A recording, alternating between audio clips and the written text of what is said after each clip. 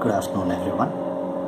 In the last video, we looked at the relationship of cricket and literature at three different levels: the historical, the cultural, and the aesthetic. And we saw some examples from fiction, from representation of cricket in fiction, particularly from Dickens and Thomas Hughes. Now, in this video, we're going to look at cricket poetry. Now, before we enter into particularly cricket poetry, what does sport offer to poetry in general? How does sport and poetry relate with each other? Now, to answer that question, we'll go to an anthologist, Vernon Scannell, who had anthologized a book called Sporting Literature from all different kinds of sports, poetry and fiction and other kinds of writings on sport. And in that book, Sporting Literature, in the introduction to the book, he says that sports may easily be seen to contain strong metaphorical or allegorical possibilities. Now, the fact that it has these allegorical possibilities itself gives us a shadow of poetic ability within sports. In another place, he also says that sports always possesses a language of considerable vigor, which lends itself naturally to the figurative. So therefore, there is a constant parallelism between sport and life itself in one sense. Because if you see the structure of any sport, it has got all the kinds of things that we have in regular life as well.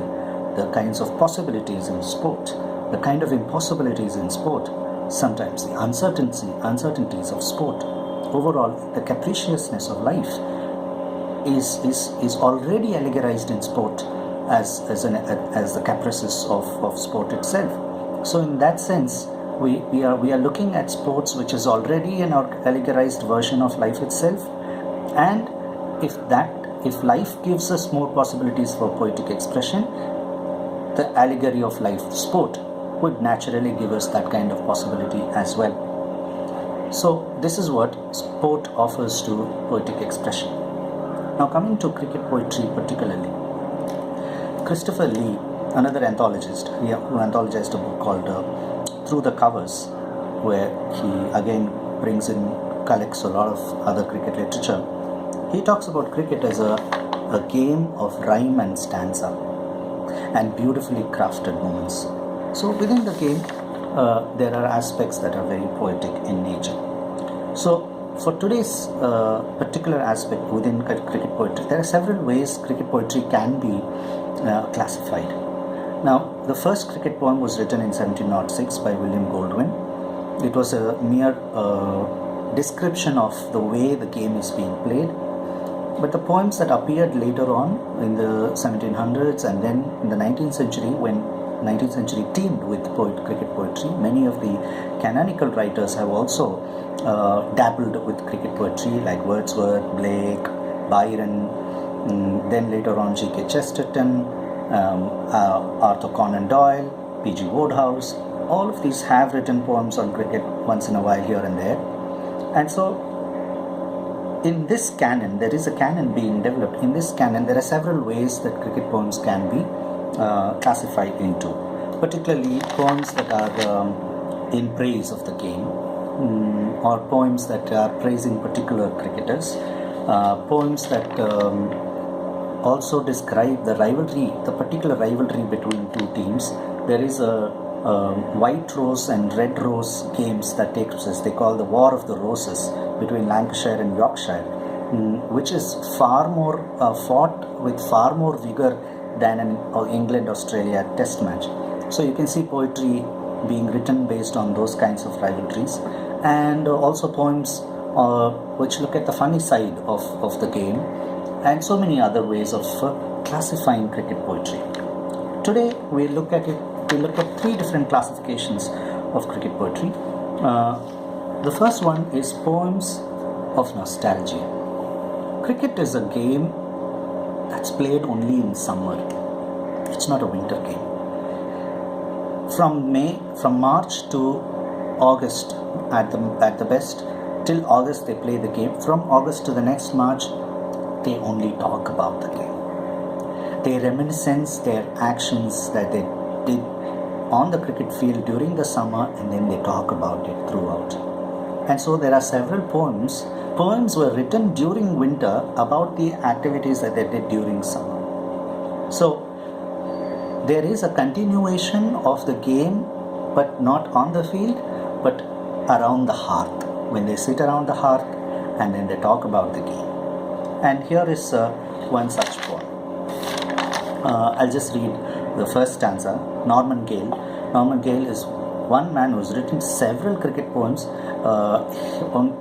Particularly Norman Gale's poems can be taken out and studied, and probably a thesis can also be done on Norman Gale's cricket poetry. Now the title of this poem is called Cricket on the Hearth. When red-nosed winter takes the road, an icicle his walking stick, when frost is on the woodman's load, and snow is falling fast and thick, come lusty youth and saples old, let's make a circle round the blaze, and talk of stumps of nasty bumps that flew and came in sunny days. For cricket is played again and again, at freezing time at Hull or Bath. When summer's done, the game's not gone, there's cricket on the hearth. Now, cricket on the hearth is also reminiscent of Charles Dickens's short a novella he had written somewhere in the 1840s, which he released for Christmas. So you can see that in every poem that they are writing, there's still a kind of a way of connecting cricket poetry itself to English literature in some way or the other. There's another poem, another stanza I would like to read from. This is called Of His Old Age by E.B.V. Christian. He writes, when I am very old, at evening, I'll sit and smoke beside the fire and say, reading this course, ah, well, I had my day.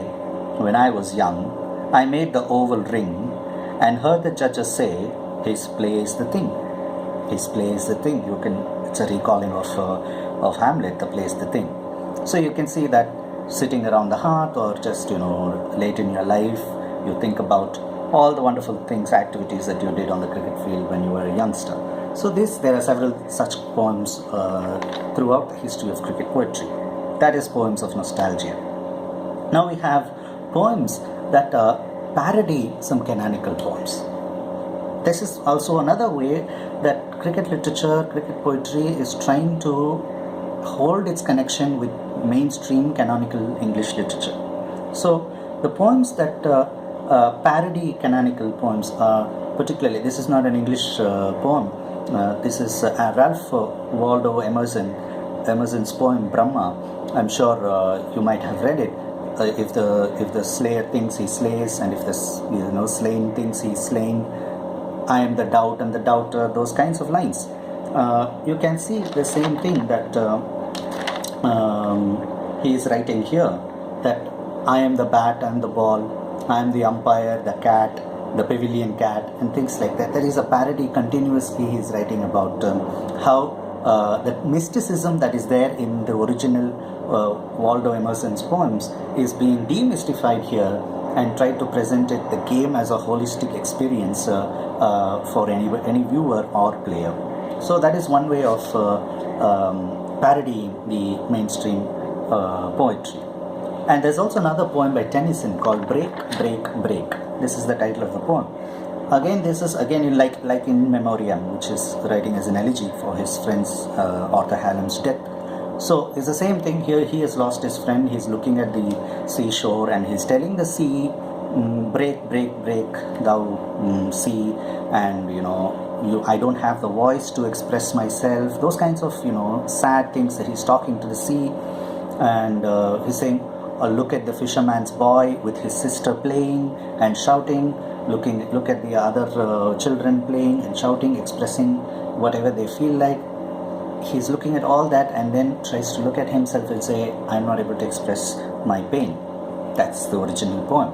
But here in Break, Break, Break, you can see an English parody of it. It's not break, break, break, it's block, block, block. Now, blocking in cricket is playing a very defensive cricket. Meaning it's very boring to watch somebody like Cheteshwar Pujara or Rahul Dravid play for any number of hours. But some players are very exciting to look at. They continuously score a lot. So here is block, block, block. There's a batsman called Scotton who is blocking the whole day. He's not playing any shot at all. And so the poet is writing, block, block, block at the foot of thy wicket, O Scotton. And I would that my tongue could utter my boredom. You won't put the pot on. Oh, nice for the bowler, my boy, that each ball like a barn door you play. Oh, nice for yourself, I suppose, that you stick at the wickets all day. And the clock's slow hands go on, and you still keep your sticks. But oh, for the lift of a smitting hand and the sound of a swipe for swix. Block, block, block at the foot of thy wickets are due, but 1 hour of Grace or Walter Reed were worth a week of you. Grace and Walter Reed are better players. They score very quickly, but Scotton doesn't. So he says that 1 hour of Grace or Walter Reed is much better than a week of you. So this is a way of parody that is there in cricket poems. Several other poems are also there. Then the third kind of poems that we're going to see is poems based on real life cricketing experience, which is also something that's overlapped with the other two things. But real life experiences sometimes can be in sport, not only in cricket, moments of great glory and also moments of great shame. Now, if you see, if you take the wicket of a great batsman or hit a really good bowler very well, you might be thinking about it and writing about it, recalling those aspects. And you also see the other side. You may miss a catch, or you might, miss an easy goal, and you might be fully under shame. You don't want to lift your head up, and even that can cause enormous amount of shame to us. So here is P.G. Wodehouse writing. It's called Missed. He misses a catch, in fact, in real life. And then this is the last stanza I'm just reading, because he's bowled, the ball has gone up, and someone has bowled, his ball has gone up, everybody is looking at him, the bowler is looking at him, the audience are almost saying hooray in expectancy, but here is what he's doing. The bowler's low querulous mutter points loud unforgettable scoff. Oh, give me my driver and putter, because he has dropped the catch. He says, give me my driver and putter, henceforth my game shall be golf. If I'm asked to play cricket hereafter, I'm wholly determined to scratch. Life's void of all pleasure and laughter, I bungle the easiest catch. So you can see that experience of shame is able to express in cricket poetry. There's also the experience of great glory as well. Now, W.G. Grace, for those who don't know, W.G. Grace is like the towering figure in cricketers. He played in the 1890s and early 1900s. He's probably the biggest name in those days when cricket was becoming bigger in the Victorian England. Now, he played against several great players and scored enormous number of runs. He's not called merely, just like how Shakespeare is called the bard with great respect, W.G. Grace is called the doctor because he's a physician by profession. And so the doctor is playing in this match. And who is bowling to him? The author of Sherlock Holmes. Arthur Conan Doyle is bowling to him. He was a pretty ordinary player, not like W.G. Grace, but bowling to W.G. Grace. W.G. Grace mishits the ball goes up, and the keeper takes the catch. Arthur Conan Doyle, who's taken the wicket of a great player, writes a poem now. He took the best wicket of all. And so this is how he begins. Once in my heyday of cricket, oh day I shall ever recall, I captured that glorious wicket, the greatest, the grandest of all. And then he goes on to describe how this W.G. Grace was standing at the wicket. And look at the description. This happens quite often in canonical English literature. The heroes being connected there is always an allusion to Greek mythological heroes, and here is that happening. So it's as if, a statue from Thebes or from Knossos, a Hercules shrouded in white, a Syrian bull-like colossus, he stands in his might. With the beard of a Goth or a Vandal, his bat hanging ready and free, his great hairy hands on the handle, and his menacing eyes upon me. So you can see that he goes on to describe how the how he got the wicket and things like that. This personal experience or cricketing experience also leads towards poetic expression. And so there are several different categories of poems as well, but for now we can have these three different classifications of cricket poetry.